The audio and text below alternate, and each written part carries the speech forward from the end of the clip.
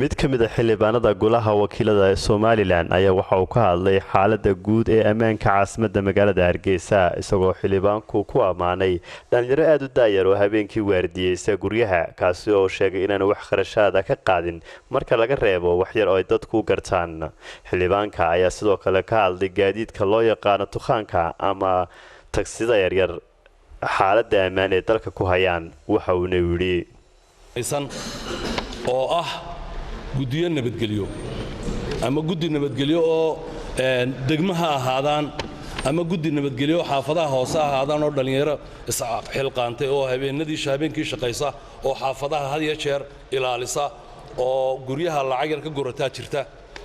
waxa loo baahan yahay markaa guddiyada si nabadgelyadeena iyo amnigeenu u taabagalo in la xoojiyo guddiyada nabadgelyada ee degmooyinka iyo xaafadaha ka dhisan oo maaragtay dawladda hoose iyo wasaaradda arrimaha guduhuba ay ka shaqeeyaan sidii loo horumarin lahaa waxaan kaloo ku darayaa qodobka labaad oo ah waxa jira guryahaaynu inagu leenahay dadka muwaadiniinta reer Somaliland ay leeyihiin oo la kireeyo kiroolayaala in lala socdo dhaqdhaqaaqooda iyo kirayntooda cidda laga kiraynayo guryaha laftigooda waa in wasaaradda arrimaha gudaha iyo hay'adaha amnigu ay la shaqeeyaan guryaha waxa jirta dawladda hoose wasaaradda maaliyadda aan idhaahdo oo cashuur ka qaada guryaha kiroolayaasha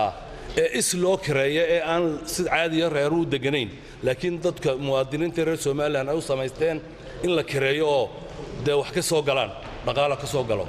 guryahaasi waxay u baahan yihiin way diiwaan gashan yihiin waana la og yahay inta ay yihiin oo waxa laga qaadaa cashuur wasaaradda maaliyaddu ay ka qaado oo guryaha kiroolayaasha laga qaado kuwa jirta guryaha laftigooda waa in lala socdaa guryaha la kireeyo ee aynu inagu leenahay dadka muwaadiniinta ay leeyihiin waa in lala socdaa cidda laga kireynayo ciidda gelaysa oo waliba bulshada Somaliland waxaan leeyahay cidda jaarka la markaste guri kasta cidda jaarka la waa inay la socotaa waxaan kaloon ku darayaa oo ku qodobka saddexaad ah arbeekooyinka la seexdo waxa jira oo aynu leenahay arbeekooyin aad u fara badan oo caasimadda iyo magaalooyinka iyo gobolladaba ka samaysan waxay u baahan yihiin kuwaasina oo amnigeenu ku sumaya iyo nabadgelyadeennuna ay ku maartay u baahan in laga soo bilaabo halka waliba in arbeekooyinka cidda u soo hoyanaysa la socdo la ogaado wasaaradda arrimaha gudaha hay'adaha nabadgelyada amniga ee qaabilsan in ay ka shaqeeyaan oo ay diiwaan galiyaan arbeekooyinka habeen kastana cid kasta u soo hoyanaysa oo ma garanaysaa inuu soo birtay si loo ogaado marka kuwaana waxaan ku tala bixinayaa in arbeekooyinka la seexanayo iyagana la socdo oo la ogaado oo ay maartay cidda ku shaqada leh ay maartay la socoto oo ku soo jeedinaya waxaan ku darayaa oo kale wali qodobkii arrimaha gudaha ku jiraaye waxaan ku talinayaa oo kale tagaasida baabuur yaro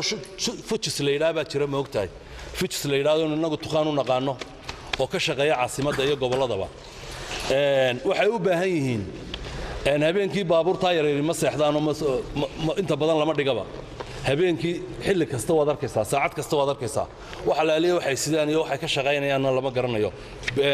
BL lambarna ma laha muuqda oo hadduu ku dhaafo aad baabuurka ku sii dhaafay bil lambar aad ku garato oo weyn oo muuqdana ma jiro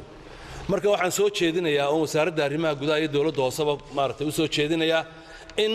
baabuurta tagaasida yaryar ee fujiska ee magaalada ka shaqeeya iyo gobollada iyo degmooyinkaba in color loo sameeyo oo laba rinji oo kala kaana